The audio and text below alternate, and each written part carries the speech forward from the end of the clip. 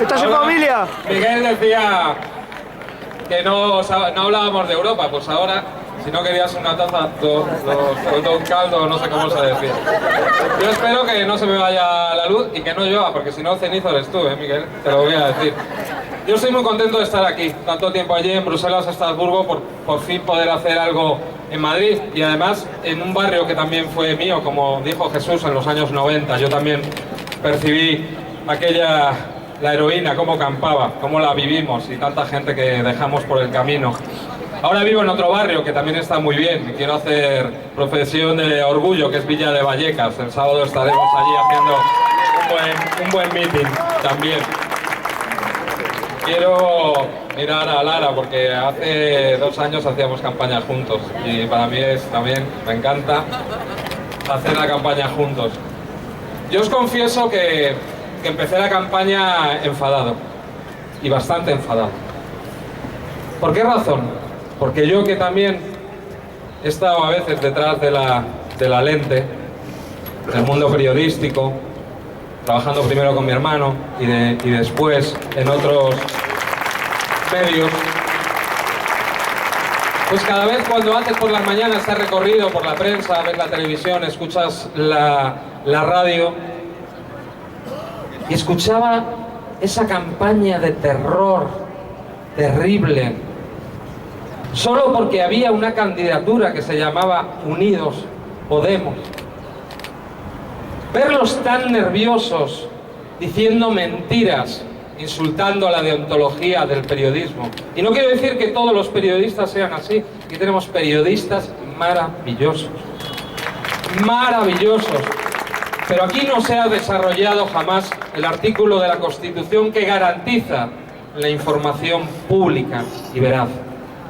En esta ciudad tenemos que recuperar una televisión como Telemadrid, porque ha sido durante años y años Tele Esperanza Aguirre, no al servicio de los ciudadanos y ciudadanas de este país.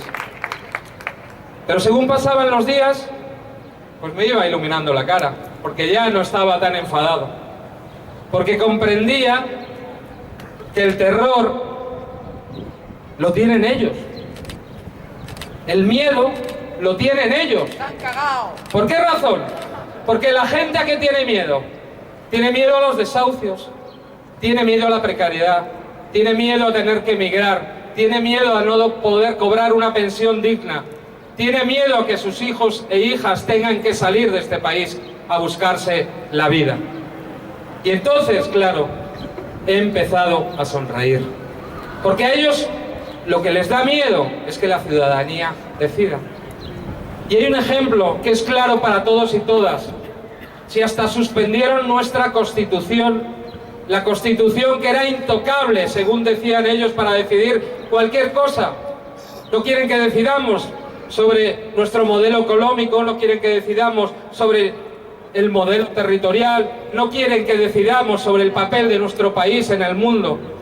Pero en cambio, en agosto se ponen de acuerdo y modifican el artículo 135 de la Constitución, sin contar con los ciudadanos y con las ciudadanas españolas.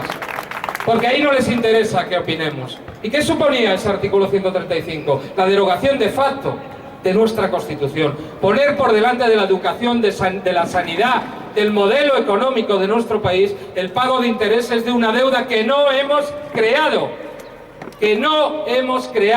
No vivimos por encima de nuestras posibilidades, vivieron ellos, los banqueros, la banca privada.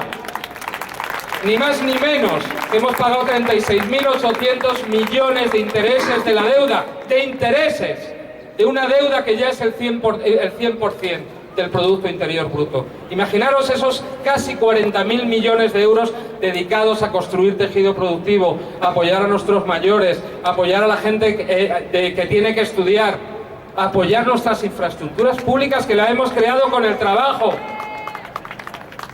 Imaginaros. Pero claro, ellos son así. Solo hay que pensar en su jefe, Juncker. Lo dijo bien claro. No va a haber decisión democrática por encima de los tratados europeos. ¡Viva la democracia! ¡Viva el vino!, diría uno que no me acuerdo cómo se llama. Porque ellos no creen en la democracia. Aquí quiero hacer un homenaje también a nosotros, a nuestra militancia, al gran Julián Guita. Porque Julián Guita ya lo decía cuando no estaba de moda. Lo que nos venía con esa Europa que traicionaba a los padres fundadores. No era la Europa de la solidaridad, era la Europa de Maastricht. Era la Europa que definía una Europa de centro y una Europa de periferia. Y a nosotros nos tocaba la periferia. ¿Y qué significa ser la periferia? Ser subalternos, no tener industria. ¿Os acordáis de aquello de la reconversión industrial? Desindustrializados, endeudados, frente a un centro que sí exporta material de valor añadido. Y además lo definía muy bien Julio, que les da sarpullido que hablemos de él, de Julián Guita. Un orgullo hablar de Julián Guita, un orgullo. Porque él lo decía bien claro, esta Unión Europea, que hay que cambiarla, es el reino de la excepcionalidad. Porque no os creáis que vamos a salir de la crisis para volver a tener un estado de medio estar, porque ni siquiera lo tuvimos de bienestar. Este era el país más europeísta. Dicen las encuestas que cada vez va siendo el menos, porque, claro, después de 40 años de dictadura, queríamos parecernos a nuestros vecinos del norte, tener democracia, tener libertades, tener un estado de bienestar. Al final llegó un estado de medio estar, pero aún encima eso les parece muchísimo. Es el reino de la excepcionalidad laboral, reforma tras reforma laboral. Las dos últimas terribles, la última que ataca incluso los convenios de colectivos, favoreciendo los de empresa, que convierte en precariedad un trabajo que debería ser garantía de futuro. También es el reino de la excepcionalidad judicial, la ley Mordaza, ¿qué os voy a contar? O la ley para ricos y la ley para pobres, eso es lo que siempre les gusta, o la seguridad para ricos y la seguridad para pobres. También tenemos la excepcionalidad militar, y hay que decirlo, nuestras capacidades militares, en vez de para la defensa y para la paz, para amenazar a nuestros vecinos.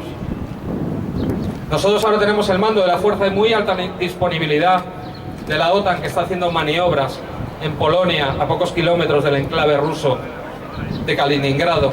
Eso no es lo que queríamos, ni siquiera lo que votó nuestra población en el referéndum de la OTAN.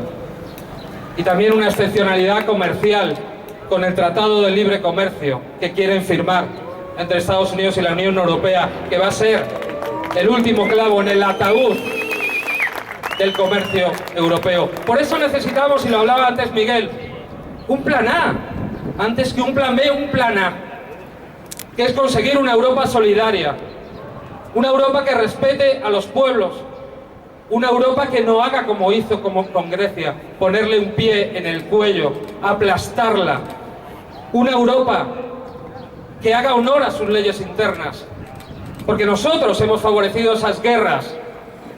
La crisis que tenemos es de refugiados, la más grande crisis de refugiados desde la Segunda Guerra Mundial. ¿Y qué hemos hecho? Darle a Ankara, a un Estado autoritario que está bombardeando a los kurdos, que persigue a su disidencia, que cierra periódicos, que mete a periodistas en la cárcel. Les hemos subcontratado la deportación masiva, como subcontratamos también en la guerra contra el terror la tortura a otros países. Y eso no sale en la mayoría de los periódicos, ni sale Ankara abriendo los telediarios, porque no les interesa.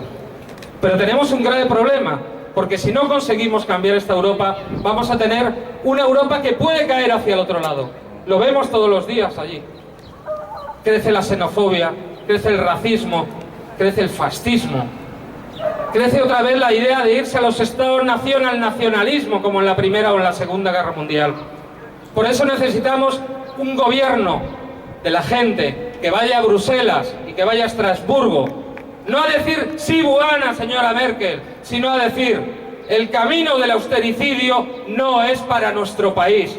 Mirarle a la cara a esos banqueros y decirles, no señores, nosotros no vamos a recortar 10.000 millones. Nosotros vamos a salir de la deuda cuidando a nuestra gente. Y además, qué orgullo, lo decían antes, qué orgullo. Una candidatura, porque saldrá un gobierno, porque saldrá de una candidatura plural, de una candidatura diversa, de gente desde diferentes organizaciones, la gente que estábamos contra los desahucios, que estábamos en la marea defendiendo la sanidad pública, la gente que estaba en el 15M, la gente que estaba siempre en la calle, los obreros y las obreras luchando. Ese va a ser un gobierno para enorgullecerse. Porque nosotros podemos todo, todo. Y eso es a lo que tienen miedo, frente a sus desahucios, frente a sus recortes, frente a sus privatizaciones. Nosotros vamos a poner sobre la mesa un gobierno de gente decente, que va a rescatar a su ciudadanía, que va a rescatar la sanidad pública, que va a tener una economía diferente y que va a luchar para que este país maravilloso pueda recuperar esa grandeza de ese patriotismo que decían, el de la gente, no el de Andorra, no el de Panamá o no el de los paraísos fiscales que legalizan cada día. Por eso, este corazón que late y esta sonrisa para decirle, señores, frente a su miedo, frente a su terror, imaginamos un país mejor. ¿Saben por qué? Porque unidos, porque unidas, podemos. ¡Sí se puede! ¡Sí se puede! ¡Sí se puede! ¡Sí se puede! Yo sí te presento. ¡Sí se puede! Ramón, tu turno. ¡Sí se puede!